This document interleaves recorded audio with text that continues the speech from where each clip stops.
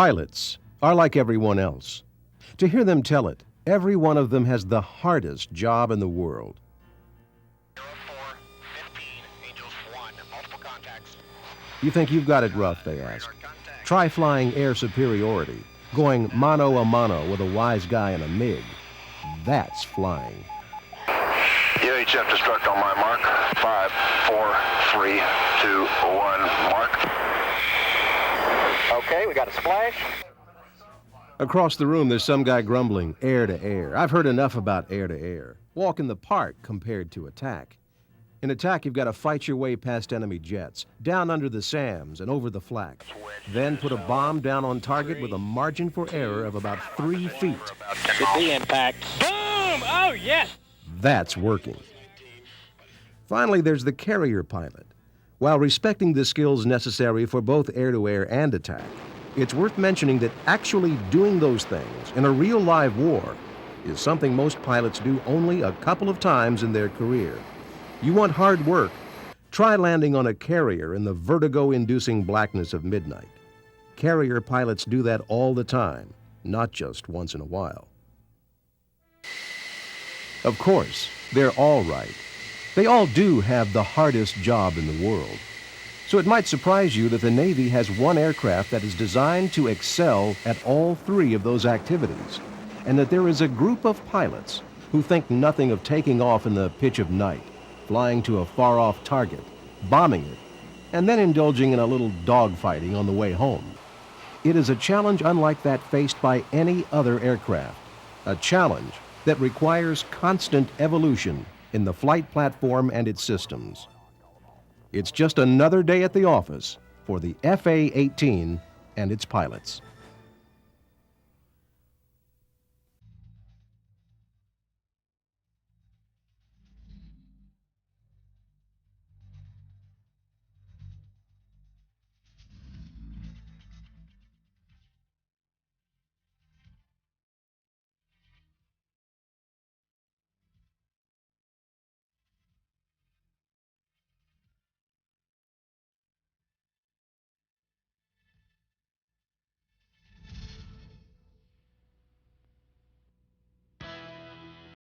In many ways, the key to naval power projection is the planes that fly off carriers.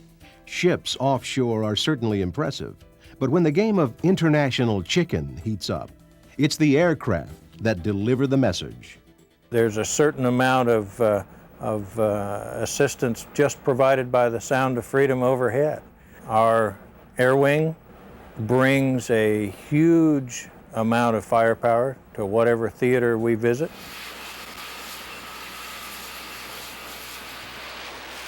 The specialized nature of carrier aviation, the jolting launch, excursions deep into the most overheated of enemy territories, and hard landings demand exceptional aircraft.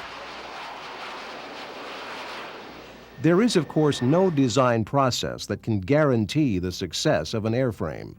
The best engineers and test pilots can only nibble around the edges of an aircraft's capability and personality until the aircraft is in daily use.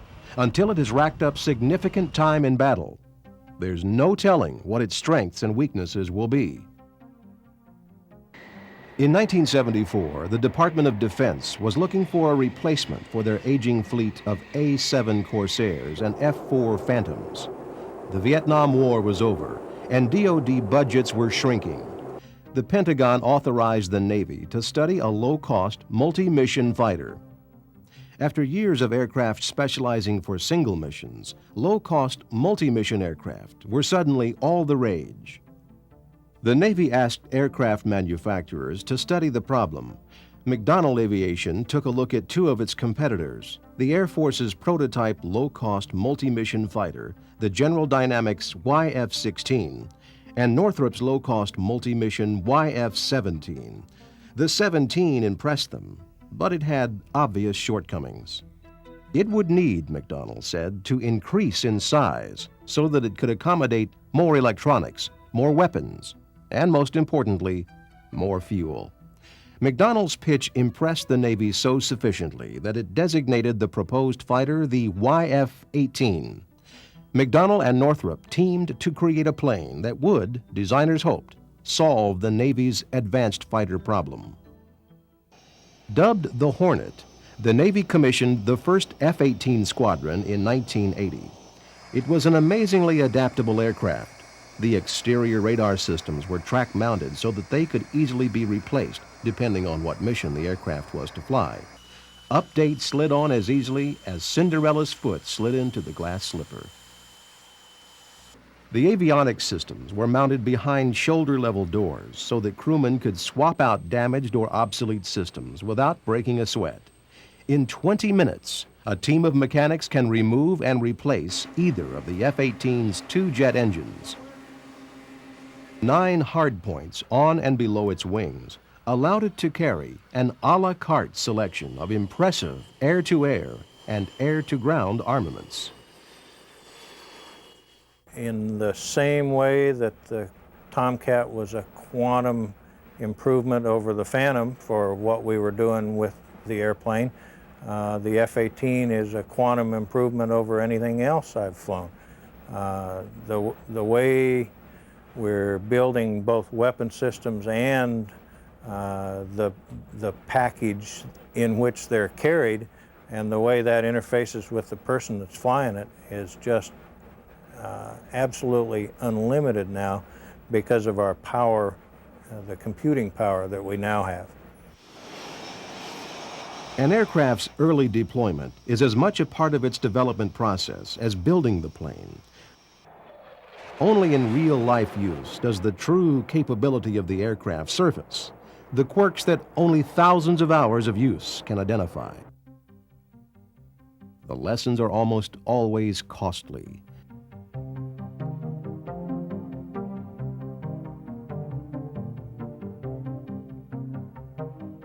The F-18 suffered its share of accidents. Some were small, the kind of blown tires and irritating mechanical failures that keep pilots' lives interesting. Others were catastrophic breakdowns that turned routine missions into disasters. But every flight contributed to the learning curve.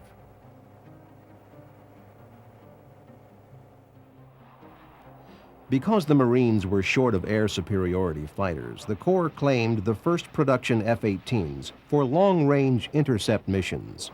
They discovered that the F-18, despite its increased fuel capacity over the F-17, still had a relatively short leash, a combat radius of only 400 nautical miles. By 1982, enough Hornets came into the system to allow some to be adapted for attack. Engineers added forward-looking infrared radar, FLIR, to give the Hornet night vision. Then, after months of arduous testing, they gave the Hornet a sting. Air-to-air and air-to-ground missiles were checked out and approved for use on the F-18. The AIM-9 Sidewinder and the AIM-7 Sparrow slid on to outboard rails. Laser-guided smart bombs hooked up to the inboard hardpoints. The F-18 earned its attack wings, becoming in the process the FA-18. There is, of course, a limit to how many changes can be ordered to an aircraft, and after a certain point, modifications are no longer made. Problems aren't fixed, they're worked around. The Hornet's range problems couldn't be solved with larger fuel tanks or different engines, but they could be mitigated by fitting refueling rendezvous into flight plans. The altered procedure certainly helped, but the lack of reach remained a problem. It didn't matter, come time for real-world operations, that a Hornet could carry more than 17,000 pounds of weapons through high-G turns. What mattered was that the plane couldn't carry those weapons very far.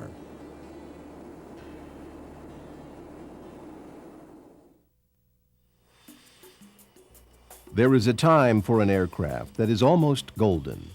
It is in that period after the testing, after the shakedowns, when the growing pains have passed, but the plane is not yet old.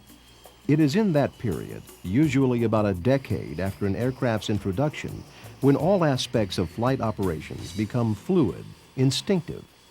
They work again in a very wonderfully choreographed ballet that starts airplanes from the hangar deck maybe, or from a maintenance spot, ensures that they're fully ready for flight. The air crew and the weapons and the fuel all join together in the airplane, and they start it up and off they go and do a mission. 10 years after the FA-18's first deployment, with the aircraft and its crew working at full military power, Saddam Hussein invaded Kuwait. It was not, as history has shown, a very bright move. Iraq's poorly motivated military ran into a buzzsaw of mature weapons systems and a military at the top of its game. No system was as devastatingly ready as the Hornet. The years of upgrades and improvements to both systems and procedures made the FA-18 one of the most effective strikers of the Gulf War. It was a plane a pilot could have confidence in.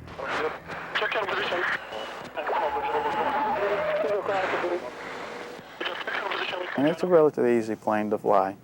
And it's a smart plane. It's smarter than we are normally. There were, of course, problems. No plane is perfect. Repeatedly, the Navy ran into shortcomings that in hindsight would have been relatively easy to fix at the design stage. But the design stage was long gone. Aircraft, like people, tend to gain weight as they age. The rule of thumb is that a working combat airplane will put on about a pound a day. The new weight comes from improved electronics and a natural buildup of paint and maintenance materials. Weapons systems also tend to get heavier as they grow more capable. Smart bombs are dumb bombs with added guidance systems, for example, that increase the load. Because aircraft are engineered to such exacting tolerances, a few years of added weight can seriously affect a plane's performance. You put on 1,200 pounds and see if you don't feel a little bit sluggish. It's not that the added weight affects the FA-18's ability to fly. It can launch with a lot of weight and grows lighter as it burns fuel during a mission. The problem is the Hornet's return to the carrier. The FA-18 needs to be very light when it lands. Hitting the deck with a few thousand extra pounds can collapse landing gear and tear out even the stoutest tailhook. As the FA-18 aged and put on weight, the amount of fuel and weapons it could carry back to the carrier deck dropped. And the problem with that around an aircraft carrier is when you're operating in what is called blue water operations, which means there's nowhere else to land except on the aircraft carrier, you would like to land with as much fuel as possible because it gives you more opportunities to get on board the aircraft carrier before they have to do something drastic like have you land in the barricade, which is a big net that they put up. The Persian Gulf War was an incredibly controlled conflict. To minimize collateral damage, air crews were assigned very specific targets. If an attacker couldn't get a clear shot at that target, he couldn't release his weapon. Coming back to the carrier with unreleased ordnance isn't routine because of the constricted nature of the aircraft carrier landing deck. Arrested landings are dangerous enough for pilot and crew without bombs aboard. A crash with bombs would kill innumerable crewmen and shut down the carrier's only runway, dooming all the other craft in the air. With the exception of extremely expensive air-to-air missiles, unused ordnance is dumped into the sea. But even the presence of a few hundred pounds of Sidewinder missiles compounds the aircraft's weight problem. The lack of range and the limits on the craft's landing weight created a problem so severe that many FA-18s flew missions from airports inside Saudi Arabia, not from their home carriers offshore.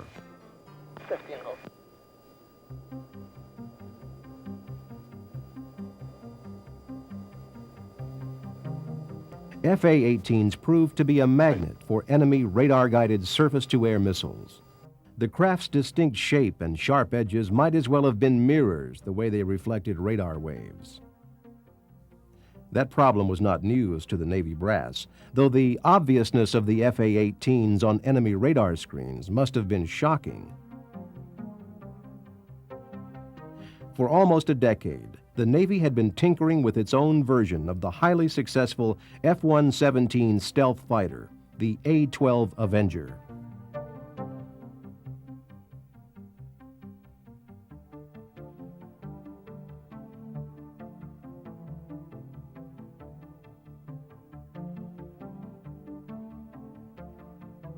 The Hornet has all the traits of an aircraft on its way to retirement.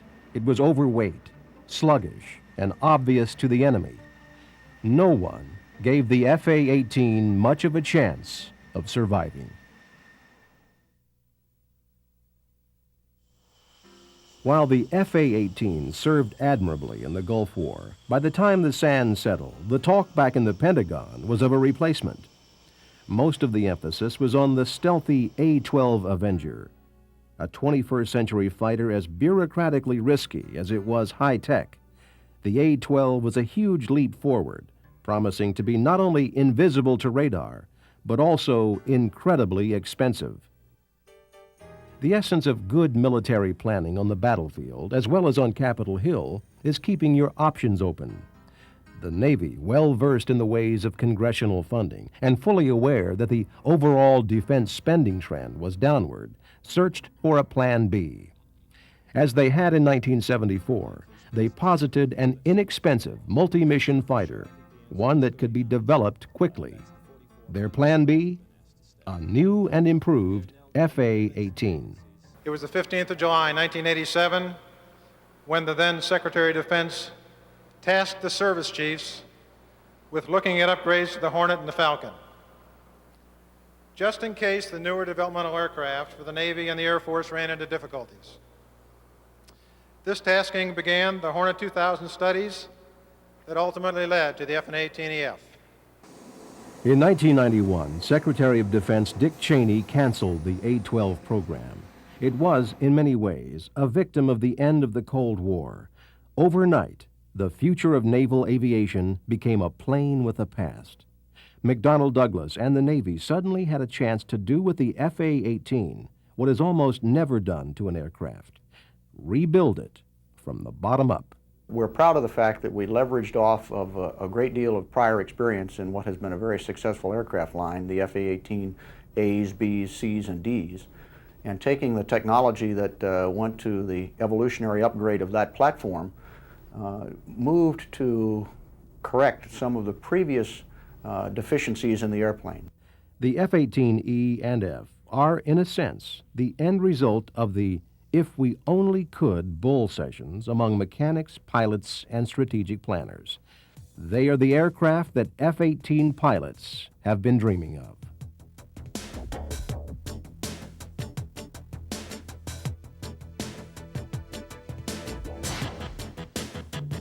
Well, I would not tell you that it's going to meet all my expectations, because that wouldn't be true. And I don't think any airplane will ever meet any pilot's complete expectations. But it'll come closer. The E and F models will be 25% larger than previous FA-18s. Their fuel tanks will be larger, extending its range hundreds of miles. Their landing gear will be stronger, enabling it to land with heavier loads. They will have electronics aboard that had not been conceived when the first F-18 flew. Radars that can see high and low and far over the next ridge. Electronic countermeasures are being added that can convince a radar-guided missile that the aircraft is in a different place than it really is, tricking enemy missiles into chasing ghosts across the empty sky. And its own radar cross-section has been trimmed, the plane's sharp edges and radar-reflecting hardware smoothed or eliminated. One of the things that the increased size of the F-18E and F will do for us, in addition to extending the range by almost 50%, will also extend the bring-back payload by almost 100%. It's not often that an aircraft gets a second chance, but that is something the FA-18 has earned by both battlefield and budgetary survivability. It has been for 15 years the Navy's finest all-purpose jet. Whether the new and improved FA-18 will be good enough remains to be seen.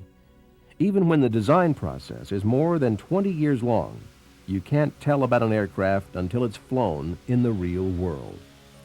But as the FA-18Es and Fs begin to roll off the assembly line, what is not in question is the Navy's absolute dependence on them.